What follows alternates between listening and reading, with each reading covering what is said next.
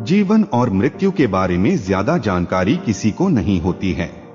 हर व्यक्ति अपनी अलग अलग धारणा बनाए हुए बैठा है, मगर इसके बारे में सभी को सही से जानकारी होनी ही चाहिए, क्योंकि हम सभी को ये तो पता ही है कि हमें कर्म के हिसाब से ही फल मिलते हैं और वो इसी जन्म में हम भोग कर ही जाते हैं।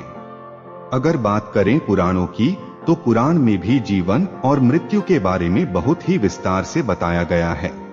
इसके अनुसार व्यक्ति की मृत्यु के लिए भी समय होता है।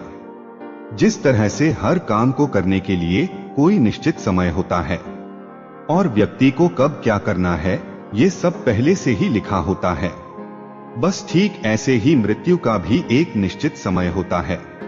जिस वक्त आपकी मृत्यु लिखी होगी, उसी वक्त आपको जाना होगा। इसके अलावा एक और मृत्यु के बारे में आप सभी ने अवश्य सुना होगा, जिसे अकाल मृत्यु कहते हैं। अक्सर आपके आसपास के लोग अकाल मृत्यु के बारे में बातें किया करते होंगे। क्या आपको पता है कि अकाल मृत्यु आखिर होता क्या है? और जब किसी व्यक्ति की अकाल मृत्यु हो जाती है तो उसके बाद क्या होता है? तो वीडियो को लाइक कर दीजिए और चैनल को सब्सक्राइब करके बेल आइकन को दबा लीजिए। अगर हमें ये जानना है कि अकाल मृत्यु होने के बाद क्या होता है, तो उससे पहले हम सभी के लिए ये जानना बेहद जरूरी है कि आखिर ये अकाल मृत्यु होता क्या है। गरुड़ पुराण के अनुसार हर व्यक्ति के जीवन के 7 चक्र होते हैं। हर मनुष्य को जीवन में इन 7 चक्रों को पूरा करना रहता है।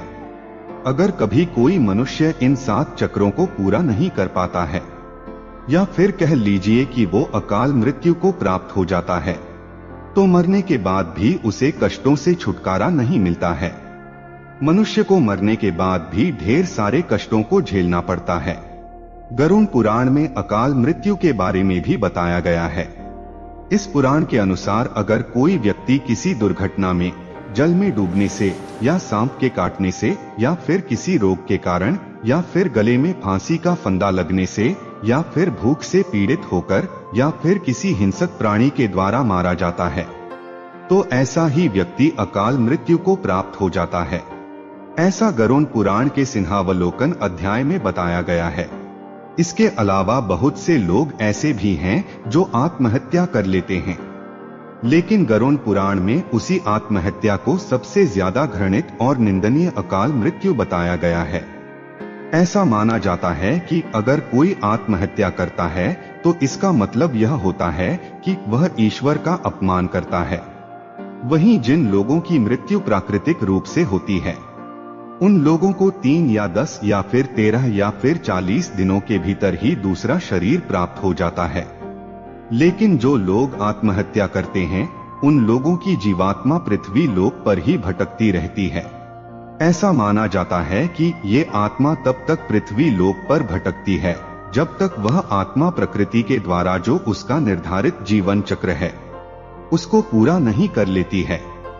इस अवस्था में जो जीवात्मा होती है उसे अक्ति कहा जाता है।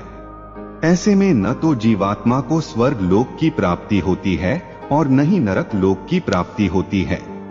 जिन आत्मा की मृत्यु अकाल तौर पर होती है, उन्हें सुख, भूख, प्यास, संभोग, क्रोध, दोष, वासना, राग आदि की पूर्ति के लिए अंधकार में ही भटकते रहना पड़ता है।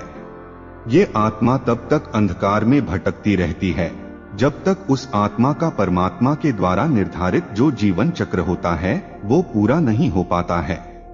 जब वो चक्र पूरा हो जाता है तो आत्मा को मुक्ति मिल जाती है।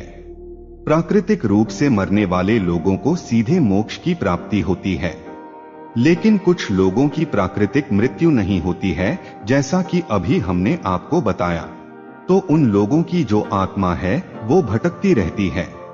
यही भटकती आत्मा बाद में भूत प्रेत बन जाती है और लोगों को परेशान करती है।